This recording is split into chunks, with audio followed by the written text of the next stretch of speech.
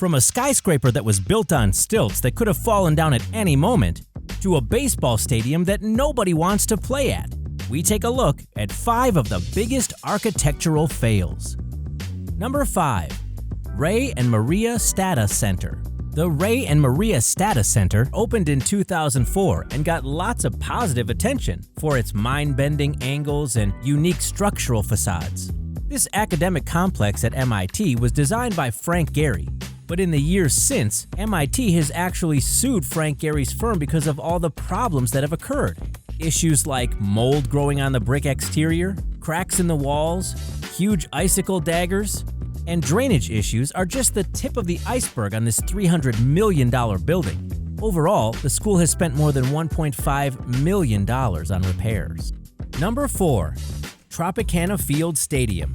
Tropicana Field is the home of Major League Baseball team the Tampa Bay Rays. And the field itself isn't actually the problem. It's what hangs above it that causes issues. As you can imagine, the game of baseball involves trying to hit the ball as high and as far as possible. It's much more difficult to hit the ball out of the park when there are several lights and 4 catwalks hanging down from the ceiling.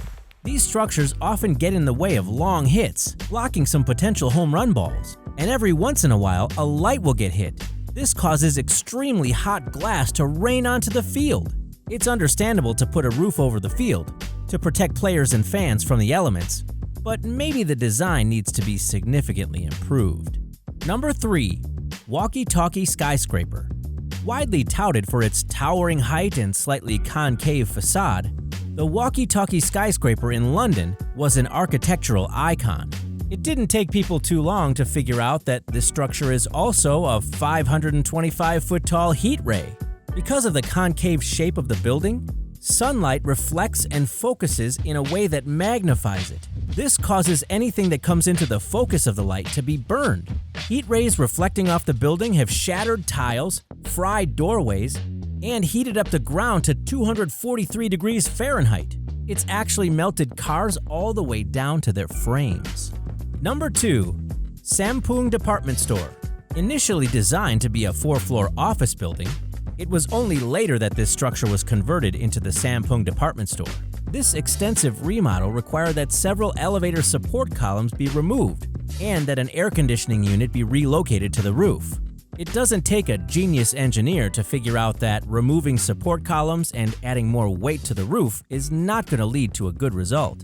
In 1995, 1,500 people were trapped and 502 were killed when the building collapsed due to structural instability. Number 1. Skyscraper on stilts. In the 1970s, an architect named William Lemessurier had an ideal construction site for a skyscraper he wanted to build.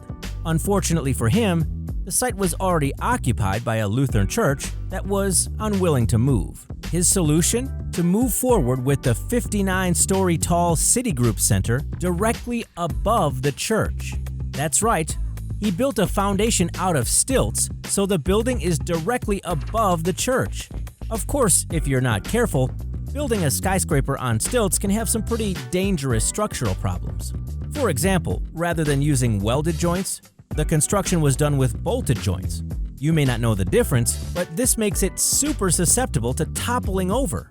Rather than warning everyone of the structural instability, Citigroup just had the joints secretly welded together, improving the structural integrity of the building. If that building had come down, the lives of around 200,000 people could have been lost.